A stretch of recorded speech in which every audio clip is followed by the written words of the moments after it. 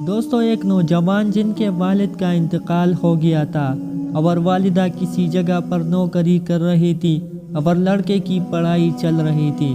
ایک دن والدہ نے اپنے بیٹے کو فجر کی نماز کے لیے جگایا، لیکن بیٹا نہیں جاگا۔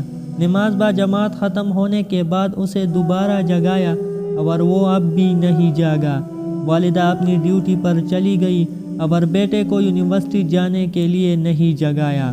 بیٹے کا صبح 9 بجے امتحان تھا۔